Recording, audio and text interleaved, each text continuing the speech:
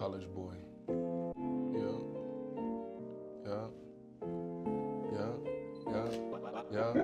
Hey.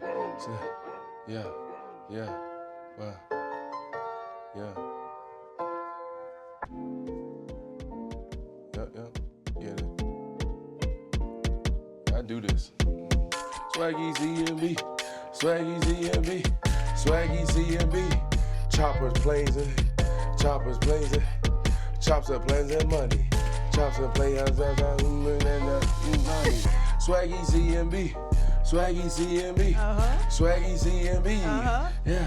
Yeah. Helicopter me. Ooh. Out. You know what I'm saying? We working.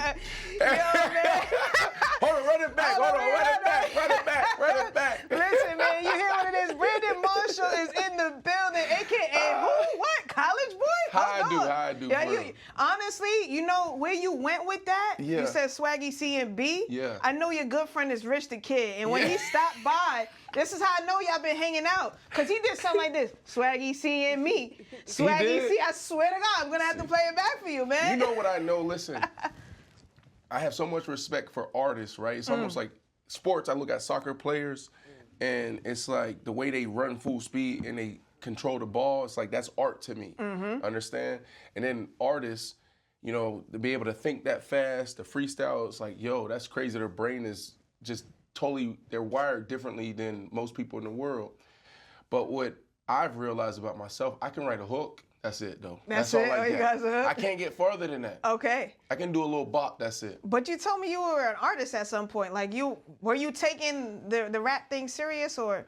No, so listen, we had a little thing. We were, you know, back in the day when I got in the league in 2006, everybody during that time and before me, the athletes were trying to get in the record label business. Okay. Right? So I had, you know, brothers and cousins that want to get into it. So I made it to the league. I took a room like this and I created a studio. Okay. So for my brothers and my cousins. And so I just came up with a name for myself, College Boy, but I wasn't, you know, taking it serious and rapping. But I do have a hit record out. Yeah. With Quavo. Did I hear this record? I might have missed that one. We did a campaign with Under Armour back in 2016. This is 2015, 2016 was it? No, maybe 2014, 2015 before they blew. So I went in the studio with Tip and Quavo, and you go online and you'll find it. It was a campaigin. But you took it very serious. You know, it was a campaign to Quavo. Yeah, right. This is like the beginning of your record career right there. That was it, the beginning and the end. Oh, man. You hear what it is. Brandon Marshall is here, entrepreneur, athlete, philanthropist, and so many crowns that you wear, man. I love to see it, though. You said something off camera where it was like, success and failure to some degree have the same amount of heaviness and impact. What do you mean by that? What's the goal, right? We all have vision, we all have goals, and to reach it, you have to approach both failure and success the same way. Absolutely. They're both distractions, right? When you win, if you hang from the rafters too long, right? Many hang from the rafters. When you win, you look up and you got your jerseys and you got, oh, we won a championship, and you looking up too much and you hanging from the rafters too long, there's people coming that's working, that's ready to take that position that you just found yourself in, right? And then also when you fail, like you drop your head, you have your head down too long, you're gonna continue to fail. So it's like you gotta approach them both the same. I win, great. Small win, keep moving. Lose, same thing, shake it off, let's go. So it's the same, they're both distractions. So, but do you celebrate though these wins, man? Like you have to, right? Or do you? How do you look at it in that way? I'm learning to celebrate the wins because you know, as an athlete, you train to win championships or, you know, break this record or that record, and so you're always focused on the destination, and a lot of times you miss the joy in the journey, right? So yes, now I'm learning to celebrate those wins, but for me it was always, I want to make it to the league. Or first it was, I want to make it to college. I want to go D1. Then when you go D1, it's, I want to be league bound. Then once you get to the league, it's, I want to be a Hall of Famer. I want to win a Super Bowl. So it's always something that you're running towards, right? Yeah. And it's the same thing in business now. And that's, you'll see a lot of successful people that they're not happy, right? That they're struggling. And you've been around them. Right. You see it's like, yeah, you making all this money or you might have all these things, but are you truly happy? And we're not happy because we're not present, right? And that's why I say success, failure is the same thing, both distraction, because the most powerful place you can be in is in the present. Right? I'm right here. That's the only thing that matters is right here, right now. Right now. And so I'm speaking all of this because it's been a journey, but I'm still embracing and learning it in real time. I'm so interested in that journey because you had said something that I was watching of you the other day, and it was like, born a star, die a star.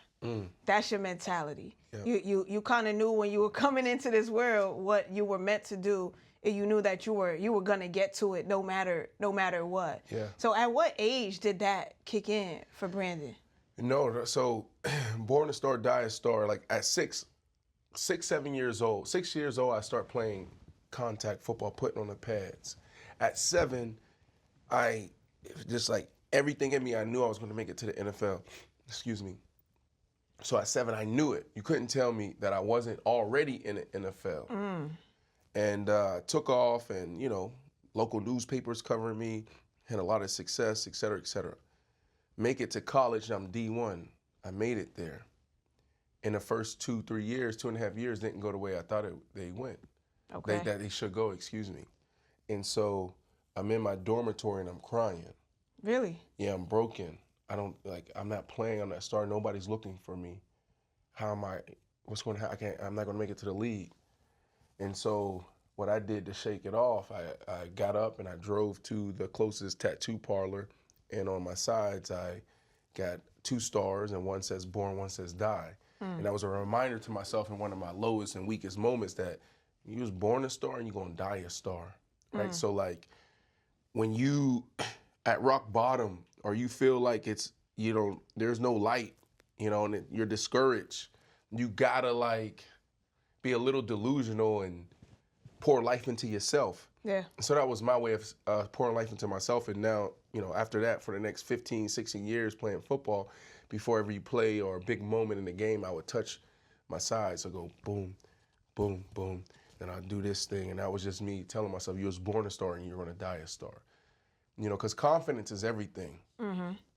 And when your confidence is shaken, that's when you lose.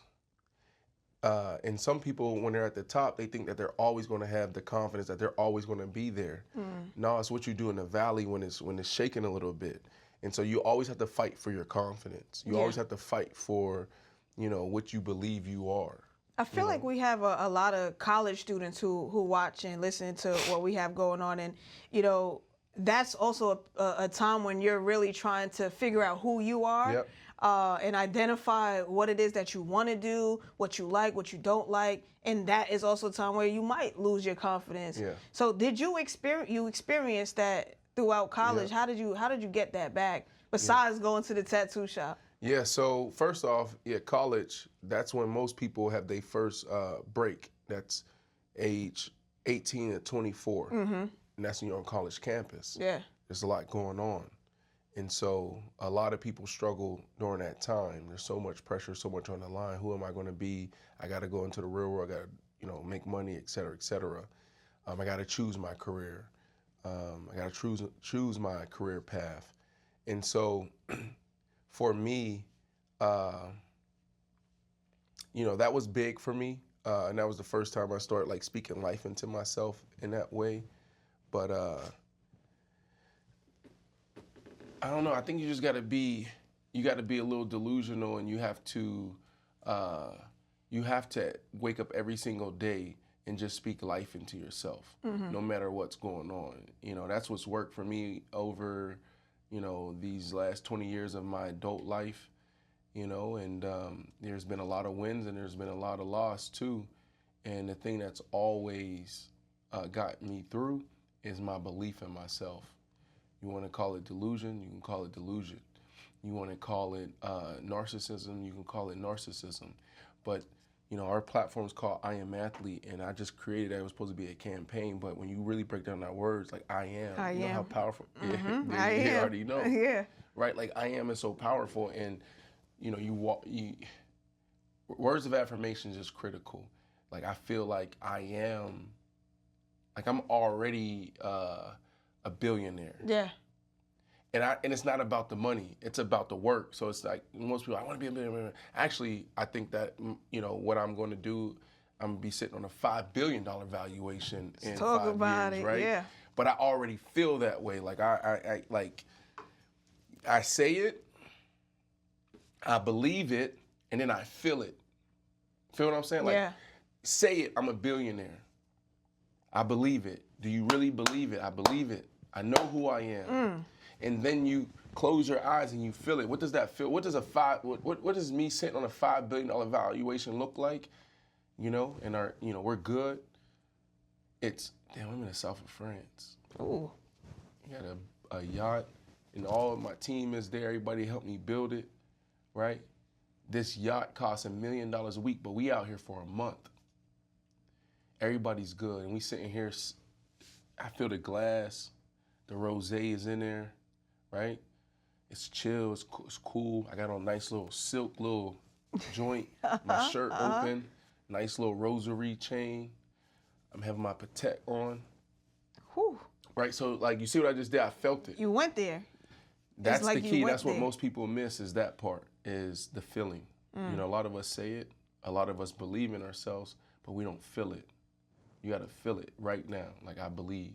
And so we talk about these college students who may be watching and, you know, struggling. It's like, the mind, it's 80% mental. You understand? So like, you really have to understand how the mind and the brain works, and you gotta tap into that. I want to get back to more of those words of affirmation, because I know obviously the I am is something that is big in your brand, and you know, the way that you have put everything together moving forward, even in terms of marketing, but outside of that, it's what you believe. When you talk about college, though, going back to those moments, obviously you have moments of finding out who Brandon Marshall is, but then you also have these moments of, you that guy. Yeah, right. So what were those moments like on campus, just walking around as Brandon Marshall? Like, do you have any wild college stories, man, and just having a good time? Because people also sometimes forget that college is the best years of your life.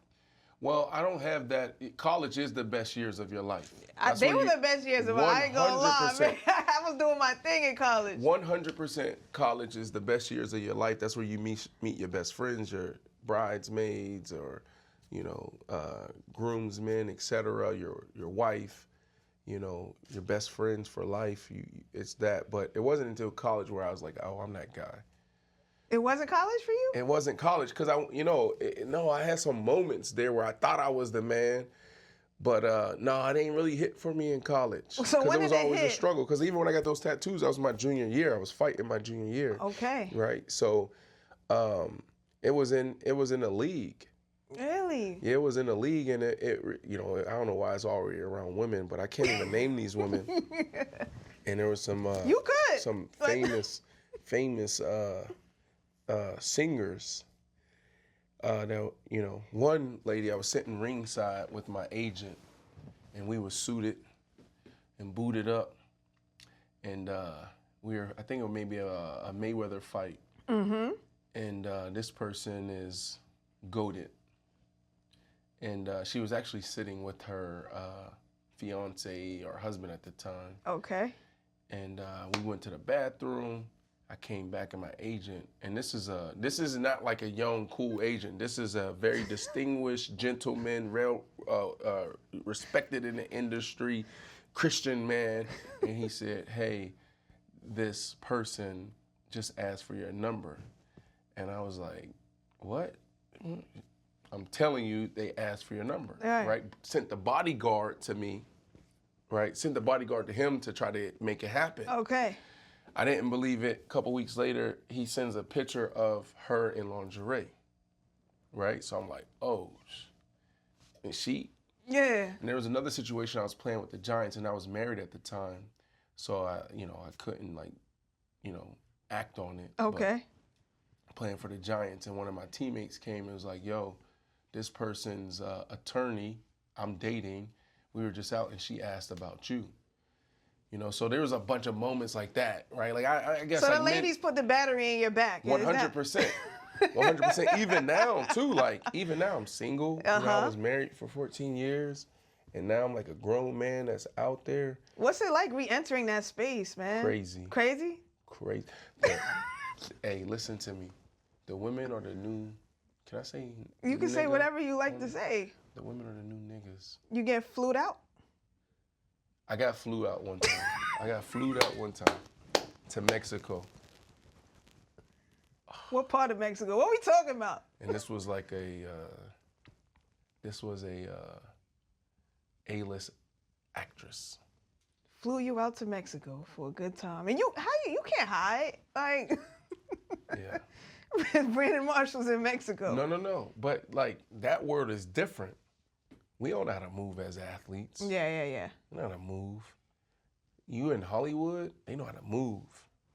They know how to move. The rooms, everything set up, back doors and all that stuff. Yeah. Know how to be discreet. They open up with that. Here's an NDA. Oh, wow. Yeah. Have you ever slid those before, the NDAs? No, I never did that because like I'm new to this. I was protected. I've been single for 3 years. Right. So I'm learning, but I also stopped having sex in March though. And I know it's gonna blow people's mind. Crazy. I'm trying to check. Okay, hold on, March. No, yeah. Go ahead. Oh, it's almost a year. Yeah. I don't believe I slipped you. up twice because I'm always going to be So honest. this is why I said no, I don't slipped believe up twice. you. I was in Southwood, France, and we just had a moment. We had a moment, and then just boom. But that was it. Okay. But over a year, I just like stopped. So like. What made you stop?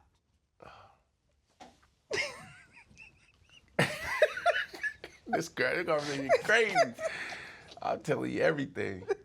It's Brooklyn, yo. You gotta keep it was spiritual. real. It was spiritual, right? Like, because now we're talking about how crazy, you know, the streets were and are. They are. But, like, I don't know. I'm waiting for my wife. I'm waiting for my lady. You know what I'm saying? Like, I know how spiritual that is and, like, what I'm called to do.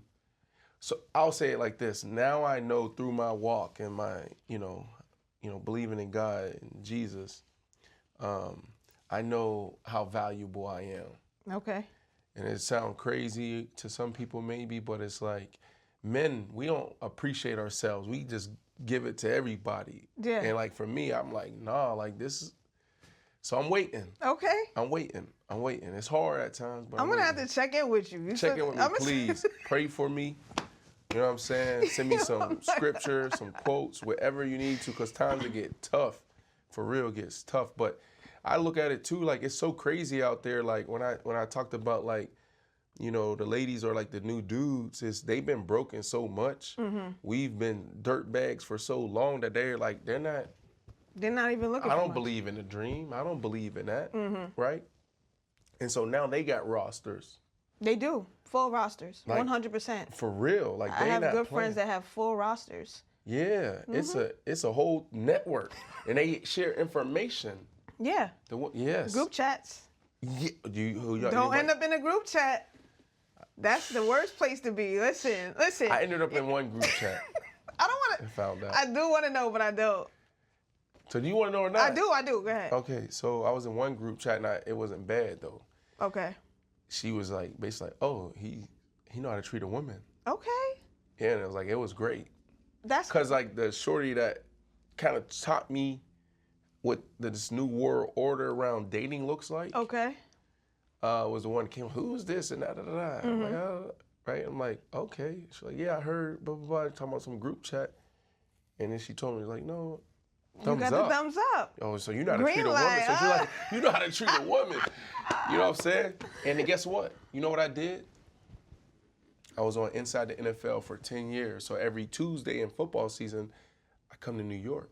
Right? So now I'm like 38 at the time. Like I'm in my prime. So she flies in town, had a driver, Mr. James, pick her up, and the newest edition Escalade, right? The roses is there. He knows how to treat a woman. The roses are there, okay? Boom. Comes to the hotel, everything's laid, okay? And then once I come in, she's already there, everything's prepared. Then I enter, so she's waiting on me. It's anticipation, right? So boom, we then go to a dope Italian restaurant in Brooklyn. She thinks this is just a dope restaurant, but she thinks I didn't bought the whole restaurant out. It just happened to be a slow night. Swaggy, it's a slow night. It's a slow night, but you. But it closed at 10. They love the Jets. I played for the Jets and the Giants. Ooh, so they kept it open a little bit later for you. Oh yeah, and they bringing all the wines out. So that happens. Mr. James, Mr. J, shout out to Mr. J. I gotta get y'all the information. Y'all want to, drive private in New York. He's been driving me for over 10 years. But he has a relationship with Samuel L. Jackson, who's on Broadway. So now you get tickets to the show? Come on, this is don't too know easy, this. man. This is a layup. She doesn't know this. So we get tickets to the show. Then also we get, backstage and do all of that. So we're taking pictures and. Listen, you know what? You feel what I'm saying? Brandon, I'm glad that you're busy now, though. Yeah. You have a lot of things that you're working on. Yeah. Why am I telling you all of this? Because we're chilling.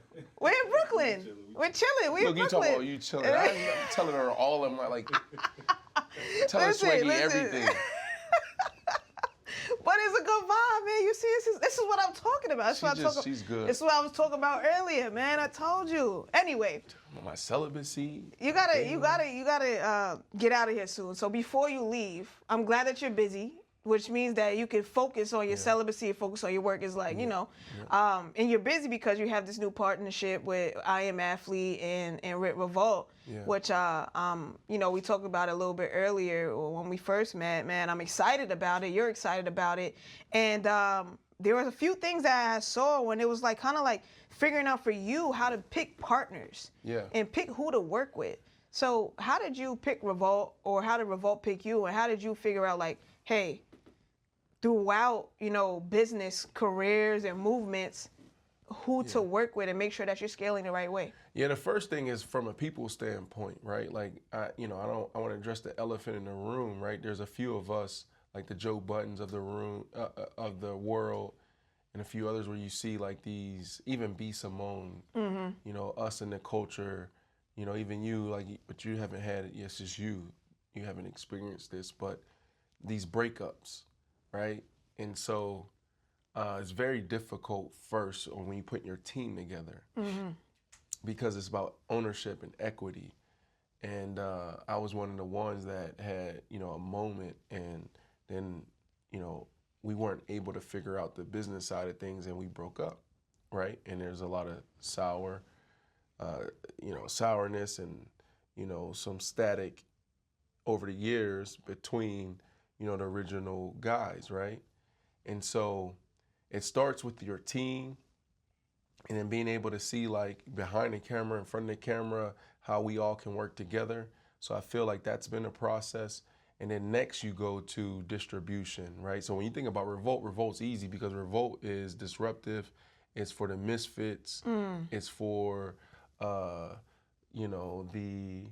ones that want to innovate, right? And the Mavericks, right? So REVOLT makes sense for me. I've always been at my entire career. Right. The things that they laughed at me, laughed at or said I was crazy, 10, 20 years ago, now they're embracing and celebrating, whether it's the mental health conversation, it's new media. And I say this, not to put myself up, but just to, add to the story. But I was the first active athlete to do full-time broadcasting, and I was disruptive. I got shipped out of my dream job from the Chicago Bears because they were like, why are you on inside the NFL, right? And so I had a choice to make, right? They're like, you stop this or we're going to trade you. And I said, no, y'all had this team for 100 years, and I have this opportunity for a few years to build something bigger for me. So I landed in New York with the Jets and the Giants, and I was closer because I'm in the number one media market in the world, right? And so I was able to continue to build relationships and invest in my dream. And so REVOLT makes sense because people like you and I, we can be our true, authentic selves, right? So, and that's what people want. But I think the tougher thing is the people. You know what I'm saying? You're in a business with every single day, So, You know, what I would say to people out there is like ownership, IP is important, and you have to do a dance, right? Like to go farther, you might have to give a little bit, right? Like when they talk about ownership and IP, yeah. you know, but you want to make sure you have a piece of the upside. You want to make sure that you have, you know, you're in a good position on the long term, because a lot of us think so short-sighted because we want money or we might need money. Right, you get that You can't advance. do that. We call it like hold, be patient. It's okay. Right. We've been broke before, or we are broke. Another year of being broke ain't gonna kill us. Ain't gonna kill us. Word. Because you got to set yourself up for the long term. Absolutely. So, you know, but I say that because there's a lot of even pro athletes that have millions of dollars that don't care to have equity. They just want the cash. They just want the money. Yeah. And it's like, yo, do you not It see? feels good for the moment, man. That's what it is. Hold on, like this is real. Billion-dollar companies is, to me, it's not hard. If there's leverage, and the leverage for us is coming together. Like that's real. Like Barstool sold for $700 million. Bleacher Report north of $1 billion. Overtime's going to hit $1 billion valuation. Us, we hip hop, #1 genre in the world. Sports, especially in America, 80% of it, football, basketball, the top two is us. It's black. Word. Yeah. It's us. So we dominate in these areas of sports and fashion and food, but we don't have a piece of the upside. And so I feel like our leverage is coming together, partnering, and playing the long game. Like you still can make cash. You can still make money now, right? But don't leave that out. Don't miss out on the opportunity 5-10 years from now to have a smooth exit and build generational wealth. I love that, man. Wise words from Brandon Marshall, man. And I think that's a perfect way to close out. Yeah. You're going to have to come back next time you're in New York, because we have a lot more to talk about besides your celibacy. Yeah, a lot. You got me talking about everything. Listen, man. No, I appreciate you stopping by, Brandon. I really do, man. And I'm excited for you to, continue everything that you are working on. Obviously, a lot of big moves to be excited about. You know what I mean? Right. Don't hold your head too heavy. Let's start. It's just the start right now. Yeah. We got a lot of work to do. So I appreciate you, and maybe we can do Swaggy Sie's sports. Ooh. Yeah, I just like to talk shit. I like to talk shit about women's basketball, so let's do that. Yo. Let's do that, all right? Listen, it's been another episode of Swaggy Sie the Encore. You see what it is, Brandon Marshall. We got a lot more to talk about, man, but make sure you hit that like, comment, and subscribe. Tap in right now.